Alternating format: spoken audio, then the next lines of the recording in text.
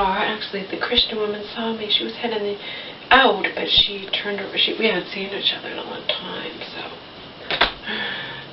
Drowned rat. We talked about her side, where driving versus pedestrians walking in the street, and she's like, yeah, I know. And she's like, I get scared when they walk in the street, 'cause my car, you know, I don't know. Cars don't know if they're going to swerve on ice and hit the person. You're so close to them. I know. And from my perspective, what am I supposed to do? I have to get places. I can't just sit inside the entire winter and never leave the house, you know. She is really nice, just because I could never be close friends with her, you know what I mean? She's like an acquaintance. Lots of people have acquaintances.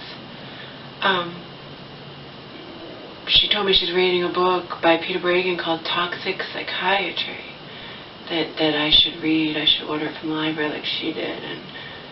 And she's like, you'll feel vindicated. I'm like, I'm sure it'll just upset me. You know, it's not like I have any control over the type or anything, the amount of medication my mom takes. Nothing. Okay?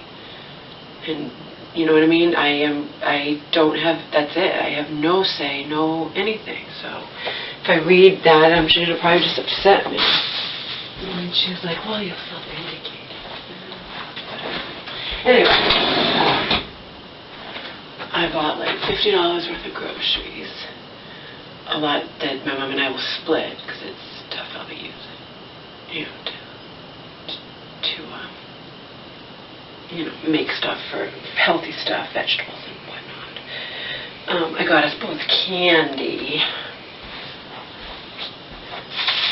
I got us like $4 worth of candy each, organic candy, and then some candy that wasn't organic. But this is like my favorite. These Newman's Own organic dark peppermint cups.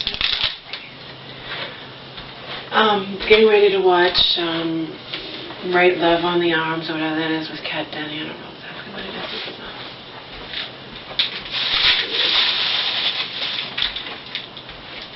Oh, I was right about it. To Right Love on her arms. See? So it was nice seeing that Christian woman again. I hadn't seen her all winter. And she's like, I was thinking about you. And I said, yeah, I got my computer, so I didn't have to walk to the library, thank God. And she's like, yeah, I figured as much, and I didn't see you, that's what you're saying. So we came home here, just to know how frustrating it is with Omar. I came home and immediately went outside and took him out, and not for just 2 seconds either. I walked him back and forth through the driveway, through this, through that, whatever, and he didn't go poo-poo, and then immediately he went poo-poo in the house the second we weren't looking for a split second, like, as in taking the groceries out of the bath, you know what I mean? I had him on the table, and oh my. That's the Omar for you.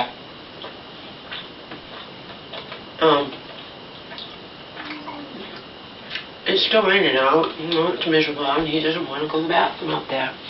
Not poo-poo. Remember, you take him on a blizzard and he'll go pee-pee. Pee-pee's easy. Poo-poo takes time to, find a spot and sit there and squat, and he just doesn't want to do it in the snow or the rain or whatnot. So, I made it there and home in one piece. Remember, I'm not going to watch the movie. But I saw the Christian woman. She stopped and drove me home, I didn't have that much farther, whatever, much farther to walk. And she was heading out, and I didn't know who she was. And she was clearing. I'm like, this person stopped. I couldn't even tell who it was because it's raining. It's miserable out. I just wanted to get home. I wasn't really paying attention. Someone stopped, just going in the opposite direction. I'm like, oh, somebody's going to be nice and drive me home. And it was her. And again, I don't like her preaching to me. And I know, you know who you can be friends with and who you can't. With whom, you know what I mean? I have a lot of different sides, and one of them is extremely raunchy and hedonistic, etc., etc., okay? So, I can't be close friends with somebody like her. It wouldn't work. But I certainly can appreciate her kindness and her whatever. Apparently she shoveled her own long driveway all winter long, and I'm like, oh, that's impressive.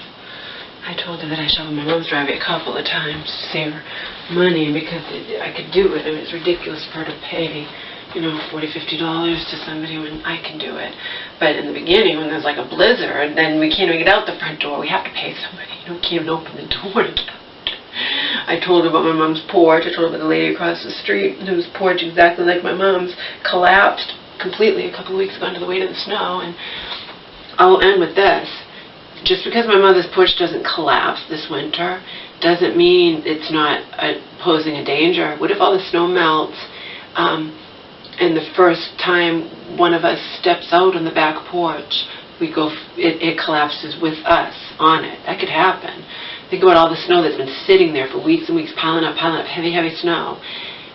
It could just be waiting to, collapse or something. You don't know. That's the thing. It might not collapse under the snow, and then it might be so weak that the second someone steps out there, it could collapse. You never know, but, I don't know what's going to happen with that. We don't know. You got to go watch the movie. I hope it's good. It's a true story, and the girl in it has bipolar mental illness. I don't even want to watch it, but it's her choice. You know what I mean? She doesn't have to watch it. I have a right to rent a movie. If she doesn't want to see it, she doesn't have to.